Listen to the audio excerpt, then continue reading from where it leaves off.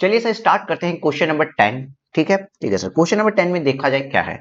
रोजी and Mary are sisters, दो बहनों की बातें हैं। born and brought up at Mumbai, Rosie got married in 1982 and settled at Canada since 1982। देखो, रोजी और मैरी दो सिस्टर्स हैं, जिसमें से रोजी की शादी कनाडा में हो गई, वहीं पे वो रहने लगी। मतलब रोजी का केस यहाँ पे क्या बता रहा है सर, एक नॉन रेसिडेंट है रोजी। दूसरी बहन कौन है, Mary. Okay, Mary got married and settled in Mumbai. अच्छा, मैरी की शादी भारत में हुई और वो भारत में सेटल हो गई। Both of them are below 60 years. Okay, मतलब मैरी कौन है सर, मैरी हो गई आपकी रेसिडेंट।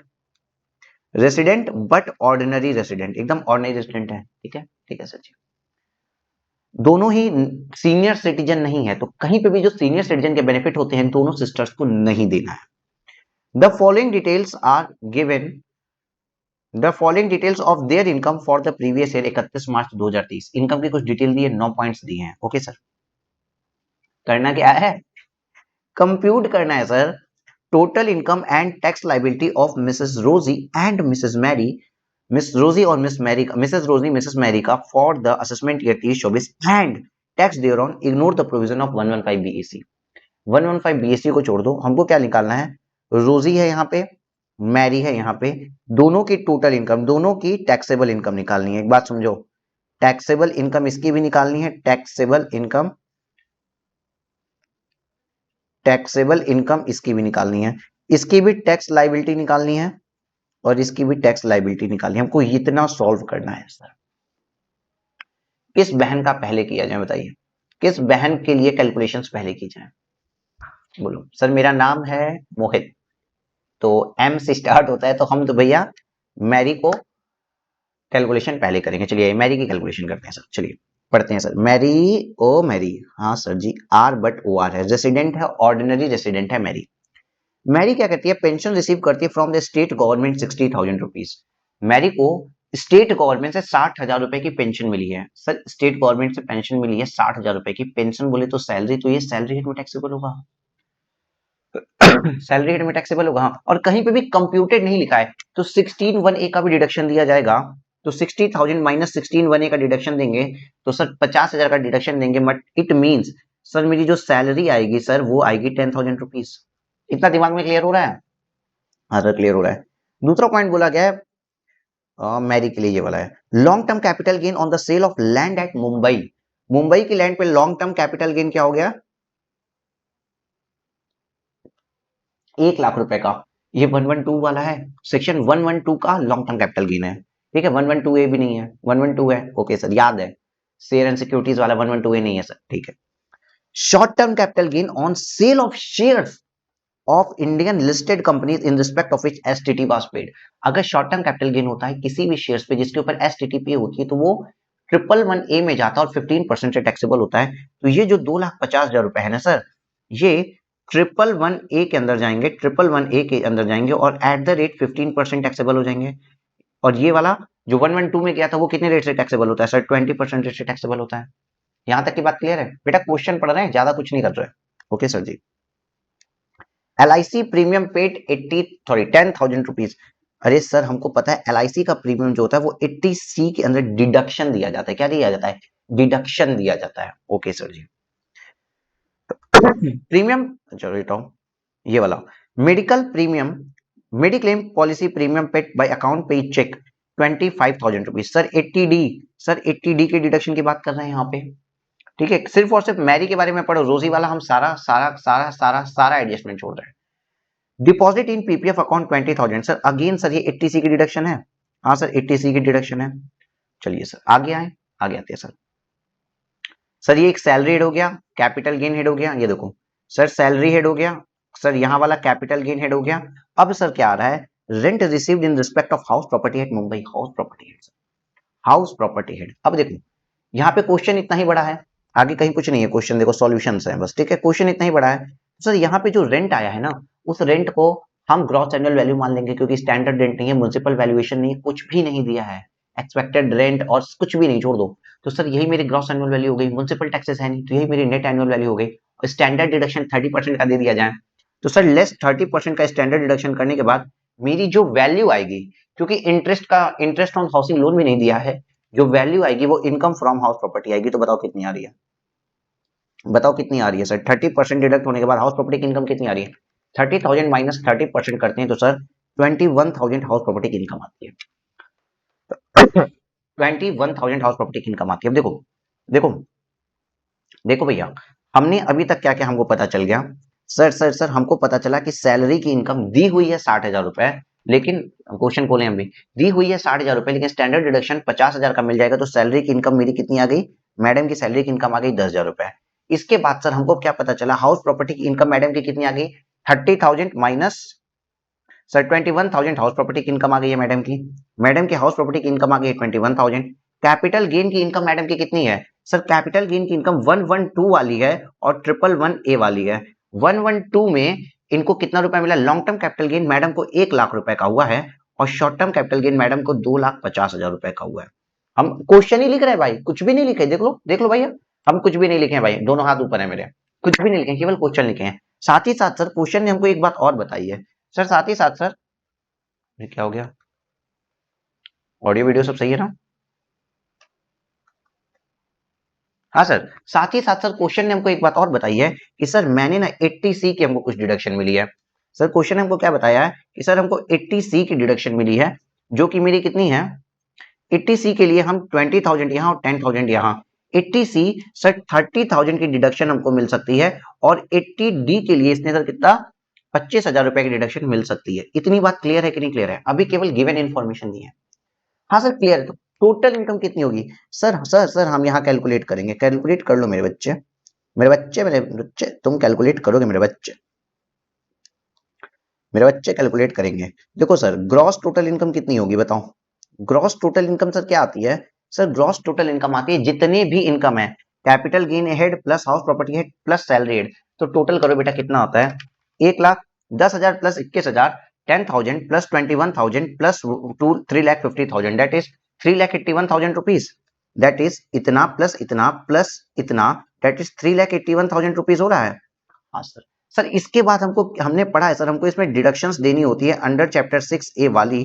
इट मीन सर हम 80C और 80D की डिडक्शन देते हैं, याद आ रहा है? उसके बाद सर हम निकालते हैं नेट इनकम और उस पर टैक्स आता है।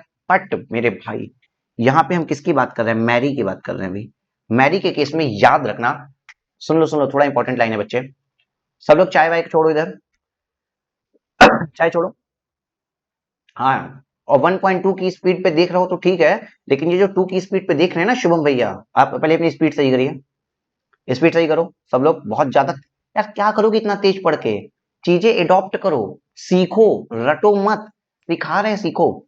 याद करो, मैंने आपको एक बात बताई थी, क्या क्या बताई थी सर? मैंने बोला था कि सर कोई भी इंसान हो, उसको जब भी हम डिडक्शंस देते हैं तो डिडक्शंस चैप्टर 6A डिडक्शंस का बेनिफिट किस इनकम के अगेंस्ट नहीं मिलता है? तो मैंने बोला था long term capital gain of 112, long term capital gain of 112A, short term capital gain of 111A, और स्पेशल रेट वाली इनकम पे, स्पेशल रेट वाली इनकम्स के ऊपर कभी भी कभी भी कभी भी आप चैप्टर 6A के डिडक्शंस नहीं ले सकते। ये बात मैंने बोला था।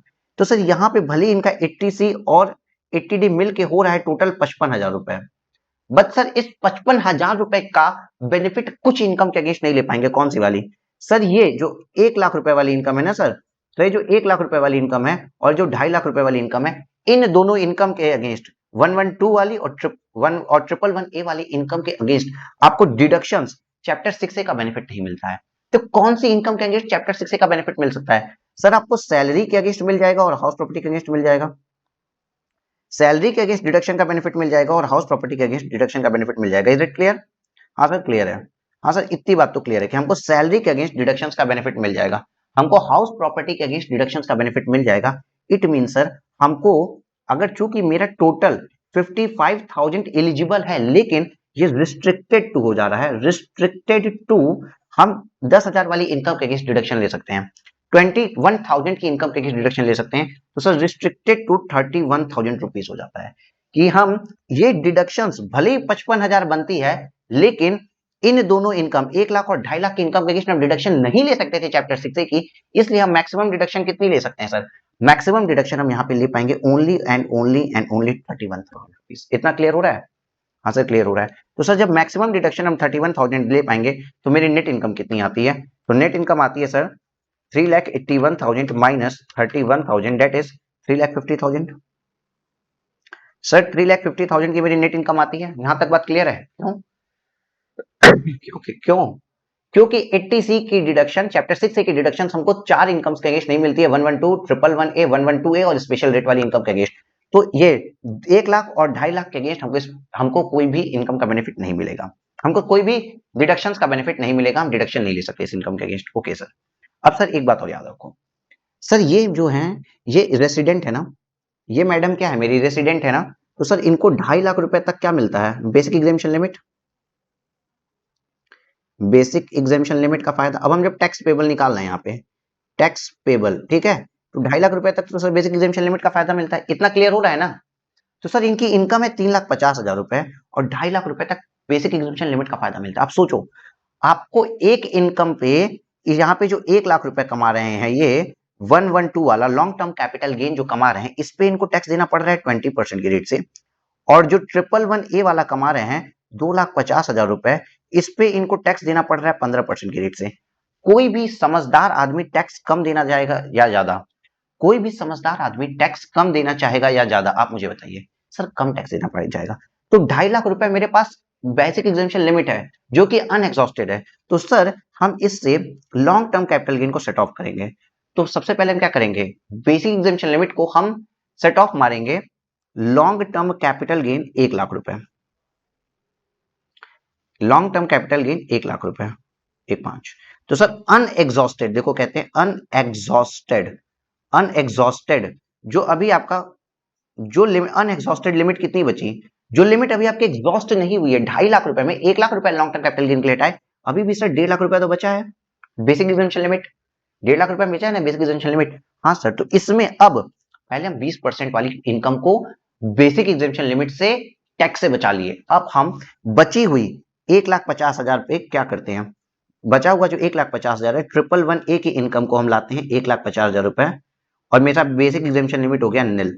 अब मैंने पूरा पूरा बेसिक एग्जामिशन लिमिट 2.5 लाख की इनकम पे कोई टैक्स नहीं बनता था, तो 2.5 लाख की इनकम में 1 लाख दिखा दिया लॉन्ग टर्म कैपिटल गेन और 1.5 लाख दिखा दिया शॉर्ट टर्म कैपिटल गेन। मतलब यहाँ पे मेरी 3,50,000 रुपए में बेसिक एग्जामिशन लिमिट का फायदा मैंने कितना लिया, 2.5 लाख रुपए ले लिया ना। अब टैक्स कितने किस इनकम पे आ रहा है, टैक्स आएगा सिर्फ और सिर्फ रुपीज 1 लाख पे, समझ रहे हो कि नहीं भाई? 1 लाख रुपए पे टैक्स आएगा, हाँ सर समझ रहे हैं। अब 1 लाख रुपए ये कौन सा वाला 1 लाख रुपए है, शॉर्ट टर्म कैपिटल गेन वाला 1 लाख रुपए है भैया। बस 5 मिनट और समझ लो, हमने अभी तक आपको क्या बोला, देखो अभी तक हम एक रिकैप ले रहे हैं, क्विक रिकैप सुनो। हमने क्विक रिकैप में ये बोला कि सर सैलरी की इनकम ये थी, हाउस प्रॉपर्टी की इनकम ये थी, कैपिटल गेन की इनकम ये थी, तो इन भाई साहब की टोटल इनकम 3,81,000 आई, लेकिन और इसका डिडक्शन है 30,000 प्लस 25,000, 55,000 रुपए चैप्टर 6A का डिडक्शन है। लेकिन हमने उसी में एक रूल पढ़ा था कि चैप्टर 6A का डिडक्शन हम लॉन्ग टर्म कैपिटल गेन 112 वाले, 112A वाले, short term capital gain 111A वाले और स्पेशल रेट वाली इनकम के चैप्टर 6A की डिडक्शन नहीं ले सकते। इसका मतलब हम ये वाली जो इनकम है ना 1 लाख और 2,50,000, इसके अगेंस्ट चैप्टर 6A का डिडक्शन नहीं ले सकते। मतलब हम केवल 1,10,000 और 21,000 हाउस प्रॉपर्टी और सैलरी वाली इनकम के अगेंस्ट चैप्टर 6A का डिडक्शन ले सकते थे, इसलिए सर हमने रिस्ट्रिक्शन लगा दी कि हमको डिडक्शन केवल 31,000 रुपए तक मिल सकती है। टोटल इनकम 3,81,000 थी, 31,000 रुपए तक ही डिडक्शन मिल सकती थी, तो डिडक्शन लेने के बाद नेट इनकम मेरी आ गई 3,50,000 रुपए। अब ये भाई रेसिडेंट है इंडिया की, इंडियन रेसिडेंट को 2.5 लाख रुपए तक बेसिक एग्जामिशन लिमिट मिलती है। तो अब जो बेसिक एग्जामिशन लिमिट हम ले रहे हैं तो किस बेसिस पे ले लें, तो जो इनकम ज्यादा रेट से टैक्सेबल होगी पहले उसको एग्जामिशन में ले आते हैं, तो हमने लॉन्ग टर्म कैपिटल गेन को पहले एग्जामिशन में लाया। अब मेरे पास 1.5 लाख रुपए बचा, तो मैंने बचा हुआ शॉर्ट टर्म कैपिटल गेन का amount exemption basic exemption limit से सेट ऑफ किया, वो 2.5 लाख रुपए मैंने सेट ऑफ कर लिए पूरे के पूरे। तो basic exemption limit set off करने के बाद मेरी इनकम आई 1 लाख रुपए, जिसके ऊपर टैक्स बनता है, जिसके ऊपर टैक्स बनता है। तो ये कौन सी वाले 1 लाख है sir, short term capital gain वाले 1 लाख है ना, ये देखो ये वाले 1 लाख है ना ये। अब देखो मैं जरा इसको क्लियर कर लूं, ये इस चीज को जरा मैं क्लियर कर लूं बेटा। चलो यहाँ पे ये कौन सा वाला 1 लाख है, बोलो बोलो सर, ये वाला 1 लाख कौन सा वाला 1 लाख है सर, ये वाला 1 लाख है 111A वाला। अब देखो 111A के 1 लाख पे टैक्स कितना बनता है, 111A के टैक्स पेबल, अब सुन लो मेरे साथ मेरे बच्चे, 1 लाख का 15% सर कितना बन गया, 15,000 रुपए टैक्स पेबल बना।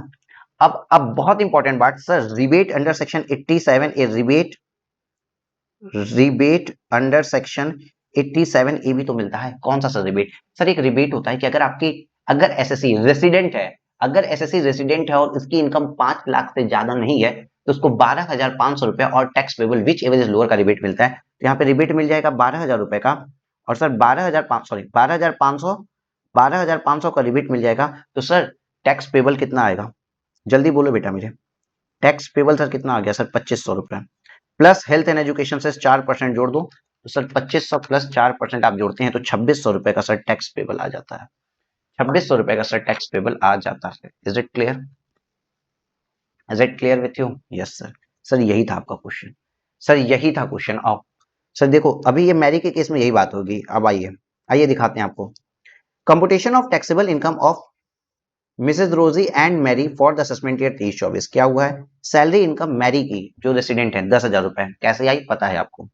हाउस प्रॉपर्टी की इनकम 21,000 रुपए, कैपिटल गेन 1 लाख रुपए long term, 2,50,000 short term, total 3,50,000 रुपए गिना गया। सर 3,81,000 ग्रॉस टोटल इनकम है इनकी। ग्रॉस टोटल इनकम में से जब डिडक्शंस देने गए ना चैप्टर 6A वाला, तो सर हमको पता था कि 80C का जो LIC पे की है ये 10,000 रुपए की है और PPF का डिपॉजिट 20,000 है। टोटल 30,000 रुपए 80C का बनता है मैडम का। टोटल 25,000 रुपए 80D का बनता है मैडम का, 55,000 रुपए बनता है। लेकिन बेटा मोस्ट इंपॉर्टेंट लाइन जो आपको यहाँ पे इंपॉर्टेंट लाइन लिखनी है, जो मोस्ट इंपॉर्टेंट लाइन है कि total deduction under chapter 6A is is restricted to, भाई साहब, is restricted to income other than capital gain under section 11A and 112। 111A और 112 को छोड़ के ही एलिजिबल है। तो उसको छोड़ के इनकम ही कितनी है भाई? इन दोनों को छोड़ के इन दोनों को हटा दें, 3 लाख रुपए को हटा दें तो मेरी इनकम कितनी है सर? ये 10,000 और 21,000, टोटल 31,000। तो सर यहाँ पे 31,000 का रिडक्शन दे दिया और 3,50,000 इनकम आई। अब बात आगे बढ़ी। सर जब ये इनकम आई तो टैक्स लायबिलिटी हम निकालेंगे मैरी के लिए। सर मैरी के लिए मैंने निकाला क्या? Tax on short term capital gain 15% 1 lakh पे ही निकालेंगे। क्यों? Sir basic exemption limit 2.5 lakh की थी, 2.5 लाख में से 1,50,000 being unexhausted basic exemption limit as per provision of section 111A चला गया है। पहले 1 लाख रुपए लॉन्ग टर्म कैपिटल गेन किए, फिर 1.5 लाख रुपए short term capital gain set of किए, 2.5 लाख रुपए बेसिक एग्जेम्पशन लिमिट से। बचा हुआ अमाउंट 1 लाख रुपए जो बच गया वो शॉर्ट टर्म कैपिटल गेन का माना गया क्योंकि उसका टैक्स रेट कम था और 15% का टैक्स लगा के 15,000 रुपए टैक्स आ गया। Rebate under section 87A would be lower than 12,500 and tax liability. तो यहाँ पे क्या होगा? 12,500 का हमको रिबेट मिल गया तो टैक्स पेबल 2,500 है प्लस हेल्थ एंड एजुकेशन से, उसके बाद फिर मेरा टैक्स पेबल आ गया 2,600 रुपए। बताओ कुछ अलग किए हो क्या? कितने कंसेप्ट को इसी में बता दिया गया, कुछ अलग किए हो क्या? अच्छा किसी को स्क्रीनशॉट लेना है तो पहले ले लो भाई। भैया हम देखो हम मौका दे रहे हैं, देखो जिसको स्क्रीनशॉट लो 3 2 1 ओके, और ले लो अब ठीक से पूरा पूरा का पूरा पेज जिसको लेना है ले लो 3 2 1 ओके सर जी। अब आओ सुनो, यहाँ पे क्या हुआ, मैंने आपको पूरा का पूरा क्वेश्चन ठीक से समझा दिया। वो कितने बेसिक चीजों के साथ खेल रहा है कि हमको चैप्टर 6A का डिडक्शन नहीं मिलता है लॉन्ग 112, 112A, 111A और अदर जो स्पेसिफाइड होती हैं। दूसरी बात 87A का रिबेट के ऊपर इन्होंने खेल लिया। अब जब नॉन रेसिडेंट की बात आएगी ना, अभी तक तो रेसिडेंट की बात थी तो सबको सीधा सीधा चल रहा था। नॉन रेसिडेंट को 87A भी नहीं मिलता है और नॉन रेसिडेंट का बेसिक एग्जेम्पशन लिमिट से वो लॉन्ग टर्म कैपिटल गेन या शॉर्ट टर्म कैपिटल गेन को भी सेट ऑफ नहीं कर सकता। आइए ये प्रेजेंटेशन तो आपने पूरी पढ़ ली, ये आपको आता भी है, लेकिन नोट्स पढ़ो। अभी हम मैरी के बारे में बात कर रहे हैं, रोजी के बारे में सेम पढ़ा देंगे। देखो long term capital gain on sale of land is chargeable at the rate tax 20% as per 112। भाई लॉन्ग टर्म कैपिटल गेन पे 12% का टैक्स रेट लगता है। दूसरी बात शॉर्ट टर्म कैपिटल गेन पे 15% का टैक्स रेट लगता है 111A के द्वारा। ठीक है सर जी। सर ये पॉइंट पढ़िए, rebate under section 87A would not be available to Miss Rosie, non resident को अवेलेबल नहीं होता है ये, even though her total income does not exceed 5 lakh since she is non-resident for the assessment year 23-24। Okay sir, क्या क्या और non resident को नहीं मिलेगा? सुनो, in case of resident individual, अगर कोई रेसिडेंट इंडिविजुअल है मतलब Mary ji, if the basic exemption limit is not fully exhausted against other income, then the long term capital gain under section 112 short term capital gain 111A will be reduced by the unexhausted basic exemption limit and only the balance will be taxed at rate 20% and 50% respectively। अगर basic exemption limit आपके पास पड़ी है तो आप long term capital gain और short term capital gain को उससे exhaust कर सकते हो, उससे सेट ऑफ मार सकते हो। लेकिन सर हाउ एवर, यद्यपि मोस्ट इंपॉर्टेंट पॉइंट भाई साहब, रेसिडेंट तो भैया लॉन्ग टर्म शॉर्ट टर्म को बेसिक एग्जेम्पशन लिमिट से बेनिफिट ले सकता है, लेकिन this benefit is not available to non resident, therefore Mary can adjust unexhausted basic exemption limit against long term capital gain and short term capital gain, but Miss Rosie can not do so. भैया long term short term का जो benefit लिया Mary को तो मिलेगा but रोजी को नहीं मिलेगा। दूसरी बात, since long term capital gain is taxable at the rate 20% and short term capital gain is taxable at the rate 15%, it is more beneficial to Miss Mary to first exhaust basic exemption limit of 2.5 lakh against long term capital gain of rupees 1 lakh and balance limit of 1,50,000 against short term capital gain। Sir वही बात लिखी है कि ज्यादा समझदारी भरा काम क्या होगा कि जिस इनकम पे ज्यादा टैक्स लगता हो पहले उसको एग्जेम्पशन में ले लो। तो 2.5 लाख की एग्जेम्पशन में पहले उन्होंने 1 लाख वाले इनकम को ले लिया क्योंकि उस पे क्या ज्यादा टैक्स लगता है, 20% लगता है, और दूसरी वाली इनकम पे केवल 15% ही टैक्स लग रहा था। Is it clear with you? Yes. तो मैंने बोला मेरा नाम है मोहित, इसलिए मैंने मैरी को पढ़ा दिया सब कुछ, ठीक है। लेकिन बेटा मेरा पूरा नाम है मोहित रुंगटा, तो आर भी आता है। चलो रोजी के बारे में भी पढ़ लेते हैं सर, आओ आइए सर, आइए रोजी के बारे में भी पढ़ लेते हैं। सर रोजी के बारे में पढ़ाओगे क्या? हाँ चलो रोजी के बारे में भी पढ़ ही लेते हैं हम लोग भाई, क्यों रोजी को छोड़ा जाए। देखो रोजी को क्या मिली है, pension received from Canadian government 2,000 रुपए। भाई साहब रोजी है नॉन रेसिडेंट, और हमने बोला था नॉन रेसिडेंट की सिर्फ और सिर्फ 3 ही इनकम टैक्सेबल होती है। याद करो, इनकम भारत में कमाए हो, अर्न की हो भारत में, या इनकम भारत में रिसीव किए हैं, या तो फिर इनकम उस सर्विसेज के लिए मिले जो सर्विस यूटिलाइज भारत में हुई है। सर्विस रेंडर कहीं भी हो, यूटिलाइज अगर भारत में हुई है तो भी उस पे एनआर को इंडिया में टैक्स देना पड़ता है। यहाँ पे देखो कैनेडियन गवर्नमेंट आपको सैलरी दे रही है, तो भैया भारत में थोड़ी कमा रहे हो, भारत में थोड़ी पा रहे हो, कनाडा गवर्नमेंट आपको कनाडा में सैलरी दे रही है, तो ये वाली इनकम भारत में टैक्सेबल नहीं होगी। दूसरी बात पढ़ते हैं, इनको लॉन्ग टर्म कैपिटल गेन लगा है 1 लाख रुपए का और शॉर्ट टर्म कैपिटल गेन आया 20,000 रुपए का। ओके ओके, यहाँ पे चलो रोजी के लिए यही करते हैं। रोजी के लिए 112 वाला 1 लाख रुपए होगा और 1111 वाला कितने का है? 20,000 रुपए का। चलिए सर ये बात हो गई। उसके बाद sir premium paid to Canadian life insurance corporation at Canada 40,000 रुपए। सर क्वेश्चन लिखो, क्वेश्चन, और मोस्ट इंपॉर्टेंट भी है। आप लोग सोचोगे कि कनाडा में एलआईसी लिए हैं तो क्यों एग्जेम्पशन दे, बट सर यहाँ एग्जेम्पशन मिलेगी 80C की। ये 80C की एग्जेम्पशन मिलती है कि premium paid to Canadian life insurance corporation and Canada, आपको 80C की डिडक्शन मिलती है, ध्यान रखना। Okay sir. उसके बाद सर इनको भी एक हाउस प्रॉपर्टी की इनकम हुई है 60,000 की, और सर यहाँ पे हम 60,000 माइनस 30% करके हाउस प्रॉपर्टी की इनकम निकालेंगे। तो 60,000 माइनस 30% करते हैं तो सर आता है 42,000। हाउस प्रॉपर्टी की इनकम आती है सर 42,000 रुपीज। टोटल इनकम इनकी कितनी हो गई? देखो 1,20,000 प्लस 42,000, और सर यहाँ पे इनको एक 80C भी तो मिल रहा है। 80C कितना है इनका? Sir 40,000 rupees. हमने अभी पढ़ा कि चैप्टर 6A की डिडक्शन 112 और 111A के लिए नहीं मिलती है, बट अदर इनकम के लिए तो मिल सकती है। मतलब ये 40,000 इस 42,000 वाली इनकम से सेट ऑफ हो जाएगा। तो इनकी सर मान लो ये 40,000 42,000 सेट ऑफ होने के बाद net income, gross total income minus deduction is equal to net income कितनी आएगी? तो 1,22,000 रुपीज आनी चाहिए। 1,22,000 रुपीज आनी चाहिए। Is it clear? थोड़ा फास्ट चलना पड़ेगा, देखो हम समझा दे रहे हैं कैसे। देखो आओ सर, सैलरी की कोई इनकम थी नहीं रोजी की। हाउस प्रॉपर्टी की इनकम 60,000 माइनस 30% करने के बाद हाउस प्रॉपर्टी की इनकम आई है 42,000 रुपीज। कैपिटल गेन है 1 लाख रुपए का, शॉर्ट टर्म कैपिटल गेन है 20,000 का, कैपिटल गेन हेड की इनकम है 1,20,000 रुपए। 42,000 प्लस 1,20,000, तो ग्रॉस टोटल इनकम आ गई 1,62,000। लेकिन 80C का डिडक्शन तो मिलेगा, premium paid to Canadian life insurance policy LIC का 80C का डिडक्शन दिए 40,000 रुपए, और इस 40,000 के लिए मेरे पास 42,000 की अदर इनकम है, ये हाउस प्रॉपर्टी वाली इनकम है। मेरा चैप्टर 6A का डिडक्शन इस इनकम के अगेंस्ट नहीं मिल सकता, इस इनकम के अगेंस्ट नहीं मिल सकता, लेकिन हाउस प्रॉपर्टी वाली इनकम के अगेंस्ट तो मिल ही सकता है। तो सर 40,000 रुपए मेरा डिडक्शन मिल गया हमको पूरा पूरा। तो सर मेरा 40,000 डिडक्शन मिलने के बाद मेरी टोटल इनकम आ गई 1,22,000 rupees. Is it clear with you? हाँ सर।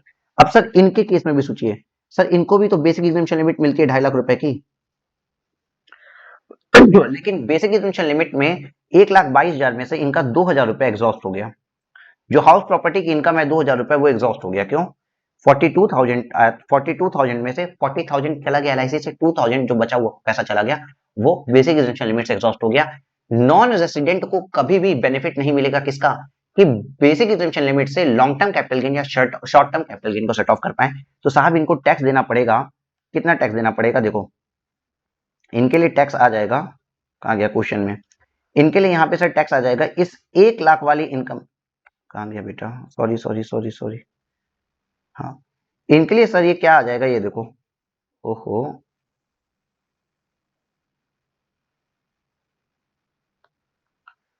इनके लिए क्या आ जाएगा, ये जो 1 लाख रुपए की इनकम थी ना इनकी, 1 लाख रुपए लॉन्ग टर्म कैपिटल गेन, इस पे एट द रेट 20% टैक्स देना पड़ेगा, डेट इज इनको 20,000 रुपीज टैक्स देना पड़ेगा। शॉर्ट टर्म कैपिटल गेन जो 20,000 रुपए का ना, इस पे एट द रेट 15% का टैक्स देना पड़ेगा, डेट इज इनको 20,000 का 15%, 15 दूनी 30, 3,000 रुपए का टैक्स देना पड़ेगा। Is it clear with you? Yes sir clear है। आज दिखा देते हैं सर, यहाँ पे सीधे लिख दिया कि टैक्स लाइबिलिटी ऑफ रोजी, tax on long term capital gain 20% of 1 lakh that is 20,000 रुपए, और tax on short term capital gain that is 111 पे 15% के हिसाब से 20,000 का 15% आता है, 3,000 रुपए टैक्स जाएगा। जो टैक्स ऑन बैलेंस इनकम 2,000 होती है उस पर निल, क्यों? क्योंकि बेसिक एग्जामिशन लिमिट का बेनिफिट ले लिया। रेसिडेंट और नॉन रेसिडेंट के केस में फर्क देख लो, रेसिडेंट को बेसिक एग्जामिशन लिमिट के का फायदा 111A और 112 के अगेंस्ट भी मिल गया, इनको नॉन रेसिडेंट को 112 और 111A के अगेंस्ट बेसिक एग्जामिशन लिमिट का फायदा नहीं मिलता है। तो इनका टैक्स पेबल आया 30,000 रुपए, और 30,000 रुपए में आपका हेल्थ एंड एजुकेशन से 920 रुपए जुड़ेगा और 30,920 रुपए आ जाएगा। Is it clear with you? Yes sir. और इनको नॉन रेसिडेंट को 87A का रिबेट भी नहीं मिलता। आप ये नहीं कह सकते कि सर इसकी टोटल इनकम तो देखो 1,22,000 है ना, 5 लाख से कम है ना, 87A का रिबेट दे दो ना सर। बिल्कुल नहीं दे सकते, क्योंकि 87A में हमने आपको लिखवाया है उस A4 शीट को जो मैंने आपको फर्स्ट क्लास में दिया था, उसमें लिखा है कि 87A की सिर्फ और सिर्फ रेसिडेंट को मिलती है, नॉन रेसिडेंट को वो सेक्शन मिलती ही नहीं है बेटा। जो छोटी छोटी बातें मैंने आपको लिखवाई थी देखो, उसी पे पूरा का पूरा सॉल्यूशन बेस था। Is it clear? 27 मिनट हो चुके हैं, अभी इसको स्टॉप करते हैं। नेक्स्ट क्वेश्चन तुरंत मैं रिकॉर्ड कर रहा हूं, आप लोग अलग अलग आधी आधी घंटे करके क्वेश्चंस को पढ़ लेना।